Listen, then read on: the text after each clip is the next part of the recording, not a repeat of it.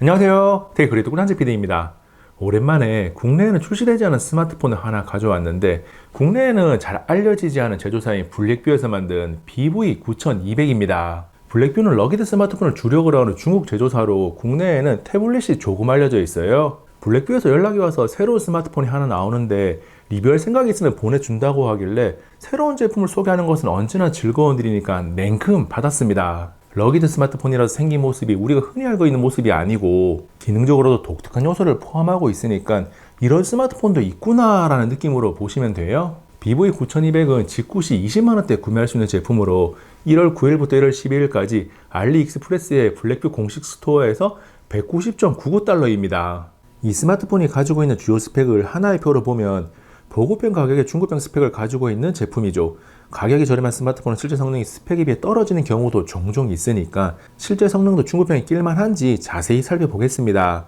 박스 포장은 싸구려 냄새가 나지는 않고 안에는 BV9200, 설명서, 전원 어댑터와 케이블이 들어있어요. BV9200은 모서리에 충격 흡수를 위한 범퍼가 들어간 모습이나 측면에 충격 방지를 위한 금속판이 들어간 모습에서 러기드 스마트폰이라는 것을 바로 알 수 있고 디스플레이 주변으로 보호를 위한 펜스가 있어요. 흡사 스마트폰에 별도의 케이스를 씌운 듯한 느낌을 받기도 하는데 BV9200이 가진 모습 그 자체입니다. 디자인적으로는 사이버틱한 느낌이 조금 나기도 하면서 이상하지는 않고 카메라 섬도 거의 튀어나와 있지 않아서 보기에 괜찮아요. 디스플레이를 기준으로 오른쪽 측면에는 볼륨 조절 버튼과 전원 버튼이 있고 왼쪽 측면에는 유심 트레이와 특정 동작을 바로 실행할 수 있는 기능키가 있습니다.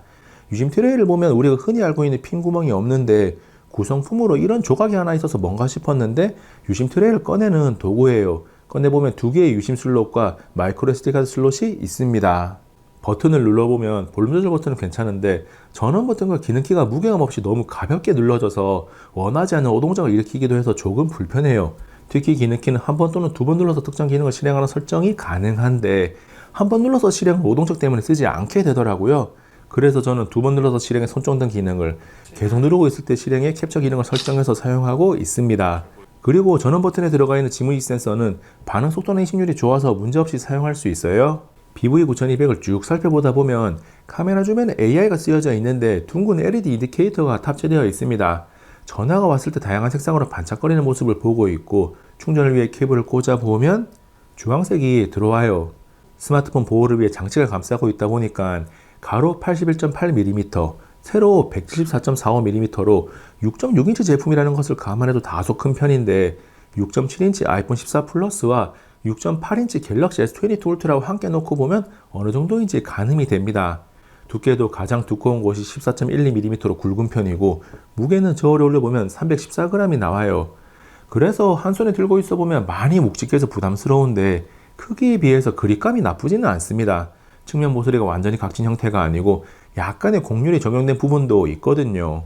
러기드 스마트폰이라고 하면 내구성은 좋은데 성능은 구리다는 생각이 먼저 떠오르곤 하는데 BV9200은 미디어텍의 헬리오 G96AP를 탑재해서 구린 정도까지는 아닙니다. BV9200을 최초 세팅하고 이것저것 사용해보면서 답답하다는 느낌이 들지 않았고 기본 성능이 이 정도면 가격대까지 고려해서 그럭저럭 쓸만하다라고 판단했어요.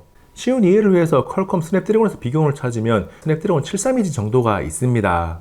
벤치마크 결과를 보면 CPU의 성능을 확인할 수 있는 긱벤치 5가 싱글코어 513점, 멀티코어 1760점이 나왔고 GPU의 성능을 가늠할 수 있는 3D마크 와일드라이프는 1137점이 나왔어요.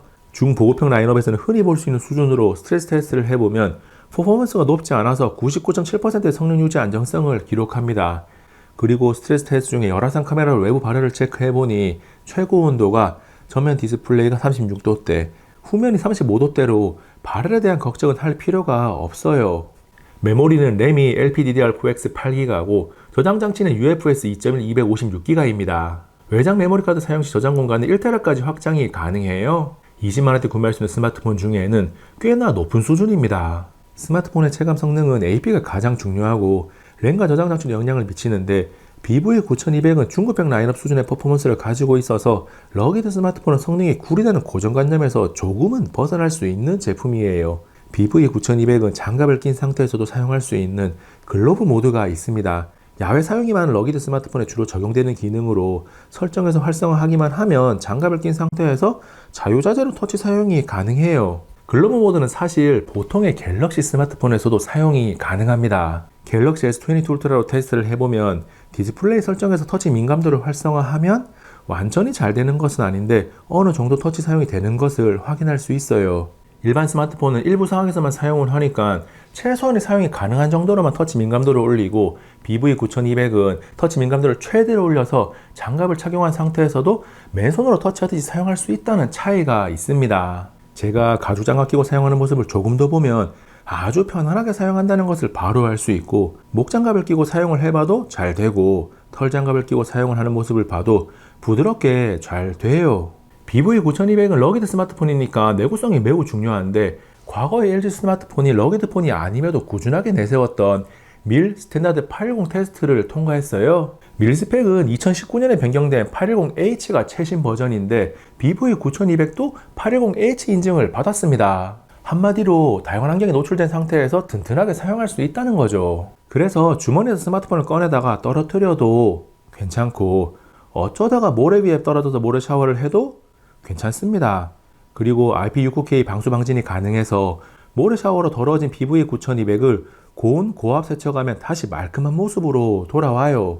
우리가 흔히 최고 등급을 알고 있는 IPX8 방수 등급은 연속적인 침수의 역량에 대한 보호로 물에 붕덩 빠졌을 때 보호 등급 중에는 최고가 맞는데, IPX8 방수가 가능하다고 해서 강한 물 분사나 흐르는 물에 의한 방수까지 보장되는 것은 아닙니다. 방수 등급표를 잠깐 보면 숫자상으로 7등급과 8등급이 더 위에 있지만 1등급부터 6등급까지와 7, 8등급은 별개입니다. 그리고 9등급은 7, 8등급과 상관없고 6등급의 상위 방수 레벨인 거죠. 그래서 침수와 물 분사로부터 모두 보호되는 것이 중요한데, BV9200은 IP68, IP69K 두 가지 방수 등급을 모두 가지고 있습니다. IP69D에 K가 붙는 것은 ISO 규격이냐 IEC 규격이냐 차이인데, 테스트 조건이 동일해서 의미 있는 구분은 아니에요. 20만원대 구매할 수 있는 러기드 스마트폰에서 디스플레이 품질을 기대하는 사람은 없을 텐데, 사용을 해보면 정말 기대 이상의 디스플레이 품질을 가지고 있습니다. 2408x1080 해상도를 지원하는 6.6인치 LCD 디스플레이를 탑재했는데, 이것저것 영상을 틀어놓고 보는데 색감이나 명암 표현이 제법 볼만해요. 장비를 이용해서 색재 연율을 측정해보니 sRGB 100%, P3 98%가 나왔습니다.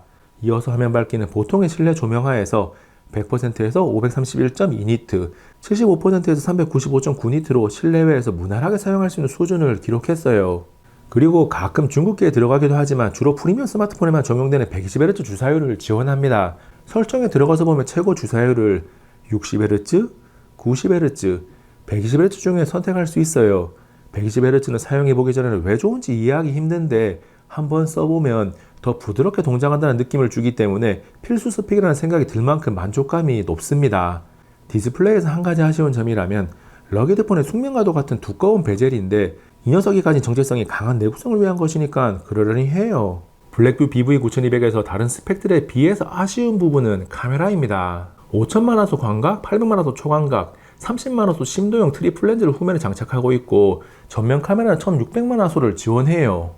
광각 촬영한 사진들을 보면 사용하지 못할 정도는 아니고 딱 보급형 스마트폰에서 만날 수 있는 수준입니다. 우리도 모르게 사진 품질에 대한 눈높이가 상당히 높아진 상태라서 가격을 생각하면 그러려니 해야겠지만 만족하면서 사용할 수 있는 사람은 거의 없을 거예요. 그리고 셔터 속도가 HDR을 껐을 때는 그럭저럭 괜찮은데 HDR을 자동으로만 설정해도 셔터 속도가 많이 느려서 못 씁니다.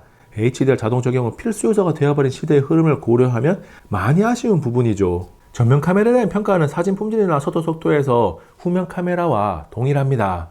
이 녀석은 5000mAh 용량의 제법 큰 배터리를 탑재하고 있어서 사용 시간은 딱히 걱정하지 않아도 괜찮아요. 대기 상태에서의 배터리 소모도 상당히 적은 편이거든요. 그리고 충전 속도가 유선 66W, 무선 30W까지 지원한다고 스펙시트에 적혀 있습니다. 기본 포함된 전원 어댑터와 케이블로 충전 속도를 체크해보니 62W까지 나오는 것을 확인을 했고, 짧은 시간 60W대를 넘어갔다가 대부분의 충전은 40W 내외로 이루어졌어요.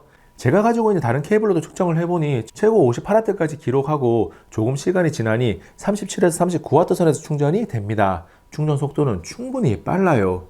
배터리에 이어 스피커는 20만원대 스마트폰에서 만나기 힘든 스테레오 스피커입니다. 하만카돈 오디오가 적용되었다고 제조사에서 굉장히 어필을 하는데 나오는 소리가 제법 괜찮아요.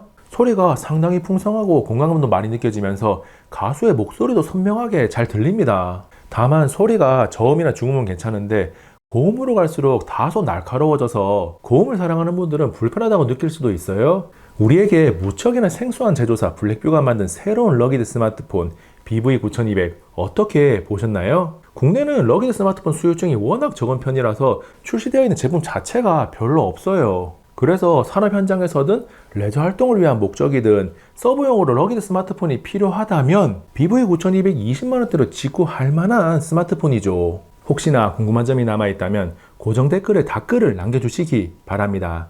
이번 영상은 여기까지. 다음에 또 만나요. 안녕. 와, 이 영상 잘 만들었네요. 야, 그냥 가지 마시고 한번 보세요. 잘 만들었네요. 잘 만들었어. 아니면 영상 여기 있는 거 몰랐네. 아, 여기도 있었네. 이 영상은 정보가 가득해요. 정말 가득합니다. 도움이 될 거예요. 둘 중 하나 보시면 후회하지 않을 겁니다.